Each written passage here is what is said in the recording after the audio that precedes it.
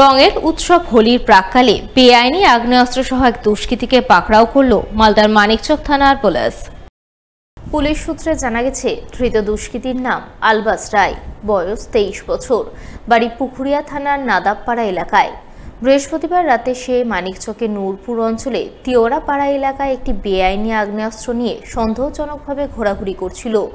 বিশেষ সূত্রে মানিকচক থানার পুলিশ এই খবর পেয়ে নূরপুর তিওরাপাড়ার অভিযান চালিয়ে তাকে গ্রেপ্তার করে। তার হেফাজত থেকে উদ্ধার করে বেআইনি আগ্নেয়াস্ত্রটি। প্রাথমিক তদন্তে পুলিশের অনুমান, ধৃত দুষ্কৃতী এলাকায় কোনো দুষ্কৃতিমূলক কর্মকাণ্ড ঘটনা পরিকল্পনা করছিল, কিন্তু সেই পরিকল্পনা বাস্তব রূপ দেওয়ার আগেই সে পুলিশের জালে ধরা পড়ে। শুক্রবার ধৃতকে পুলিশের তরফে পেশ করা হয় মালদা জেলা আদালতে। হোলির প্রাক্কালে হোলিকা দহন পরম্পরা পালনে মাতলেন মালদার বুলবুলচন্ডী এলাকার বিহারি সম্প্রদায়ের মানুষ। বৃহস্পতিবার রাতে মহা ধুমধামে হোলিকা দহন পর্ব সম্পূর্ণ হল বুলবুলচন্ডী টাঙ্গন নদীর ধারে।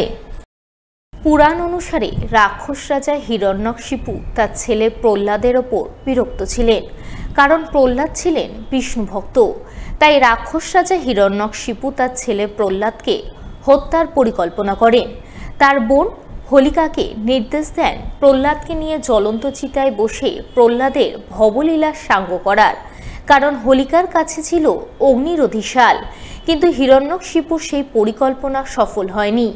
অগ্নিরোধী শাল হোলিকাকে রক্ষা করার পরিবর্তে ভক্ত প্রহ্লাদকে রক্ষা করে, ফলে আগুনে পুড়ে হোলিকার নিধন হয়।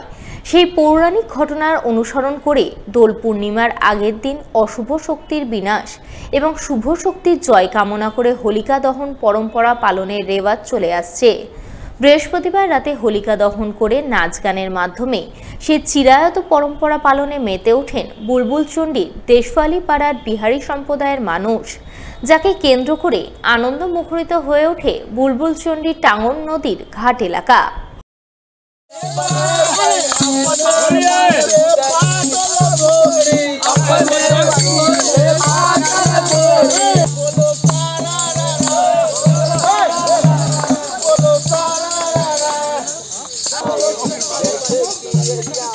আজকে বুলবুলচন্ডী টাঙ্গন নদীর ধারে হোলি উপলক্ষে আজকে হোলিকা দহন অর্থাৎ সম্মত আমরা বলি, আজকে হোলিকা দহন হলো। হ্যাঁ, আর এই হোলিকা দহনের পরবর্তী পর্ব আগামী কালকে বা শনিবার দিন আমাদের হোলি উৎসব আমরা পালন করব।